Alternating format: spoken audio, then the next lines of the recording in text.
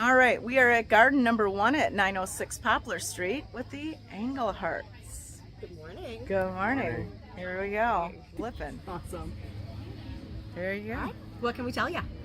Well, why don't you tell us how long you've been here and some of the things that you've done to the property in the time you've been in this lovely location? Sure. So we have been here, actually, it'll be 7 years to the day on Monday.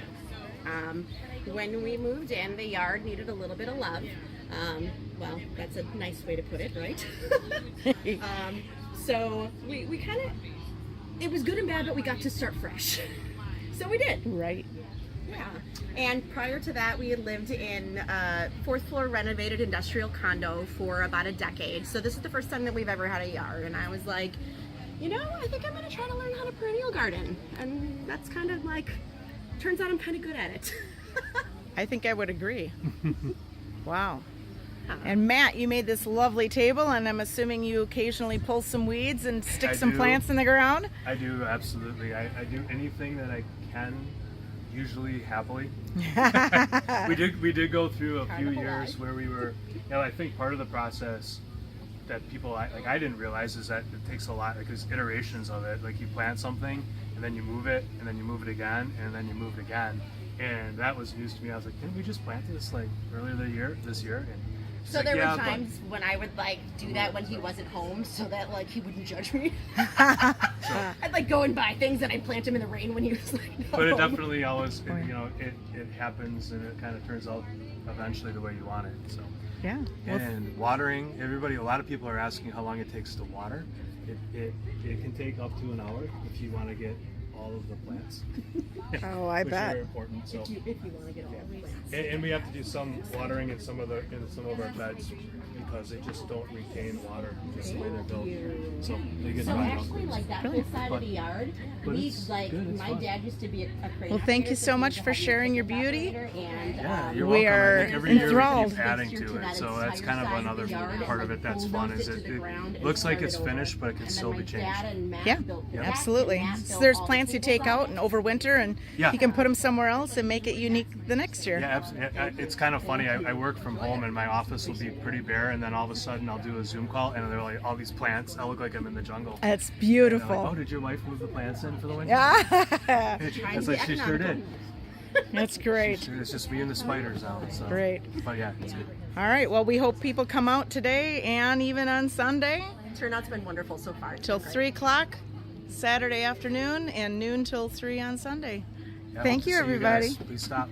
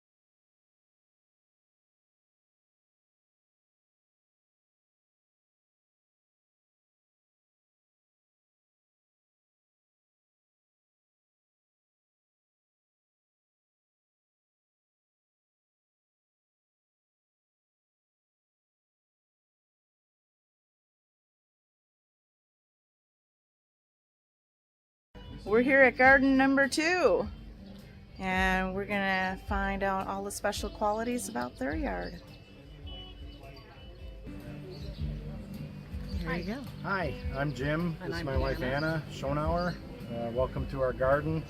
We've been here for 25 years. 28 28, 28 years working on the garden.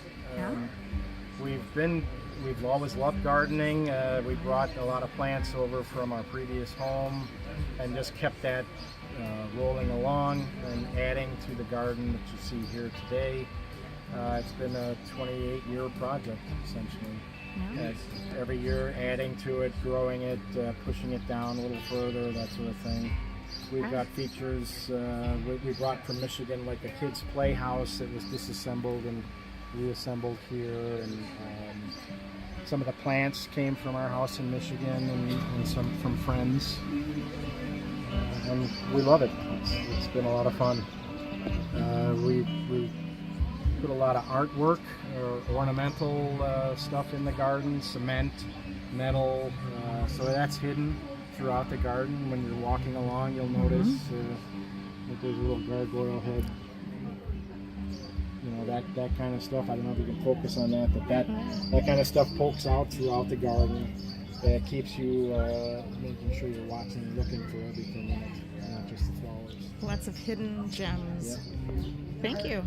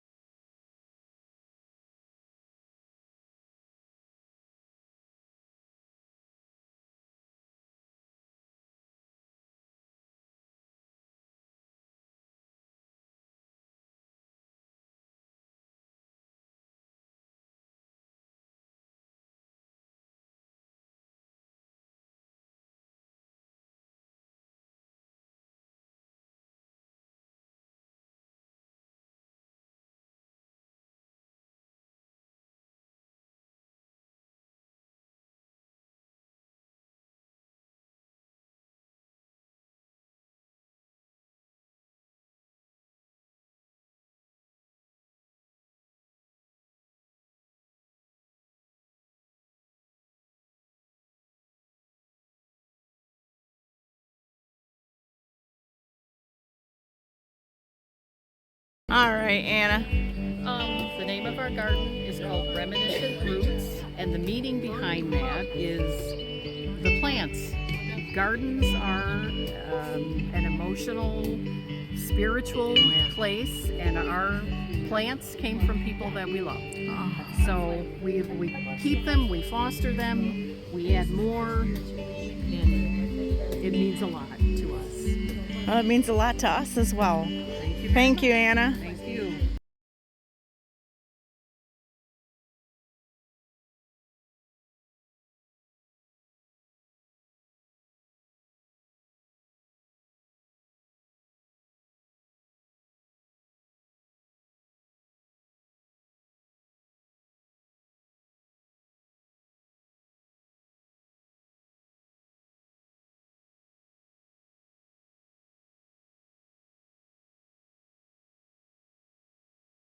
And here we are at garden number 3 with Jeff and Debbie. And they're going to tell us about their lovely garden. A lot has changed since we moved in here. Got into the perennial gardening, and the lilies kind of took over. We've made a lot of changes over the years. Yeah, you started out with ferns and Buttercups from buttercups. Auntie Rita, and I do the majority of the planting and the weeding, and Jeff comes up with some of the ideas for different beds and different flowers. He picks out some of the things that we plant. And I'm stuck. Well, are there any particular plants that are your favorite that you look forward to blooming season that bring you joy? The daylilies and the oriental and Asiatic lilies are definitely my favorites. If they only bloomed longer, right? Yes, yes. But the daylilies, I try and plant varieties that are reblooming so that they bloom longer throughout the season. Yeah. Well, thank you for sharing the gardens, because it's just beautiful. We were fortunate to have perfect weather. Yes. Maybe a little on the warm side. The warmth was okay. The Yeah. rain stopped just in time. It sure today, did. Yeah. And gave us some time to do a little repair. Little where maintenance. needed. But otherwise, we didn't have any damage, and No. things came through just fine. Yeah, it gave the plants a nice And little a drink. good drink. Yep. Yeah. And our new grass too. Oh yeah, that's important. Well, thank you again. We appreciate it, Okay. and have You're a welcome. wonderful rest of your Yes, summer. we had a nice time. Thank you.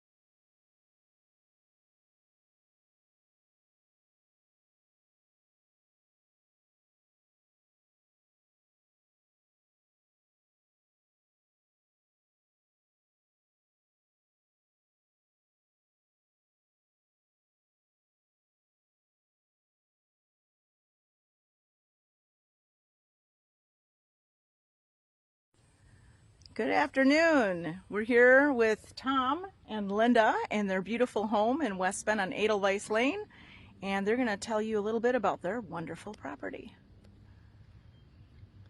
Well, we started this venture 50 years ago, and this was a plain cornfield. We had the woods behind us, we had trees along the rock fence over here, and we had very small spruce trees down the hill. All of the other trees we've planted over the years, and have cut some down and replanted others, and every garden has been planted here and there sequentially. We didn't do it all at once. The first garden was planted right behind the house in 1977, and the last garden was planted last summer in 2013 when we put the addition onto the house. Oh, wow. I lovely. like planting a lot of perennials so I don't have to work. We mulch a lot so we don't have to weed. What else? Oh, go ahead. Well, I was going to say, we started with a blank canvas. This was, as she said, a bare lot. And back in the day, we subscribed to the Mother Earth News when we bought this property and built the house. And we saw an article that said, invite wildlife to your backyard. We had this blank canvas, and we created something that attracts wildlife to our backyard, including deer, which are numerous I'll bet. and not plant friendly. Oh, well, they love the plants. The plants don't love them. Yeah, and we because we have the rock fence on two borders of our property, we dug a lot of rocks out of the rock fence over the years, right from the beginning year to this year, and we've tried to border a lot of the gardens with the rocks. We have huge rocks that are specimens in some of the gardens that are just beautiful that we found in the rock fence, and the rock fence has been there for over 200 years. Wow. So and we love the rocks, and then we've also improved the rock fences by bringing in rocks from Lake Superior or as far away as Colorado. Vacation trips. Vacation rocks. Souvenirs. Vacation trips, yes. Oh, it makes it very special. Yeah. And I am not responsible for plants. The grass is what I'm responsible for, and grass and shade do not mix. It's a challenge. Yes. But I think it's a challenge that you've met very well. Oh, Yeah. I agree. And it's an absolutely beautiful property. Thank you so much for sharing it with us. Well, thank you. Oh, yeah, absolutely.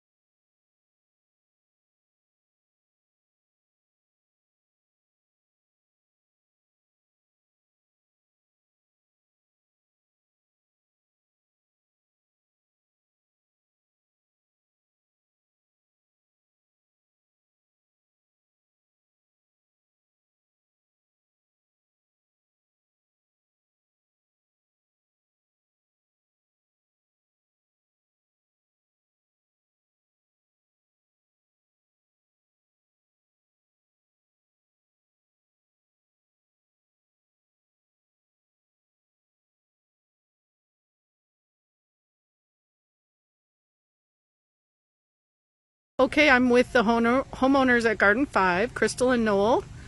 Can you tell us a little bit about your garden? Our gardens are basically rooms throughout the yard. They play to a flow of plants that's almost like a wave. We're sitting in the southwest garden now that's protected by green giant, accented with Empress Woos and the woodruff. It's quiet. Just a nice place to be. As you walk down the meandering path that takes you into the backyard, into the kitchen, the dining area, and the yard for playing. And our life-size chess set, which is accented with flowers as pawns. The patio here to your left is a sunken patio that we eat breakfast at a lot and oftentimes supper. It's cool.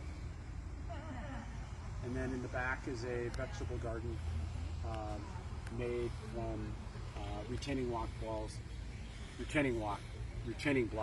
The goal is that we didn't want to have to rebuild it because wood is so sensitive to weather and temperature. And then we have blueberries and raspberries and different water features to control the flow of water as it comes off the land. Last night we got 2.5 inches here, and the ground's pretty much all taken care of. There's no puddling water. It's on the north side you have your Japanese Zen garden, Yep. tea garden. And you have the tea garden with the wall of flowers. There's paths in the back. We're rewilding an area, and then on the north line it's the alley, which is more of a utility access to the backyard. Takes you down to the different water features. You have the water cistern. And then we have a water cistern for collection of rainwater to be used in our gardens. If we keep going, we have rain gardens up at the top, gathering rain. Yep. We try to keep, I think one of the main things we try to do is to keep all our resources like water. So pop-ups all over from the house to water. We'll pop up, feed river birch that are in the middle of the yard that typically shouldn't be there, but because we have the water source coming in, they're very healthy and they get water. Yep. So be sure to come out to Garden 5 if you haven't already done so. It's a beautiful garden. Can't be missed. Thanks for joining us. Bye-bye.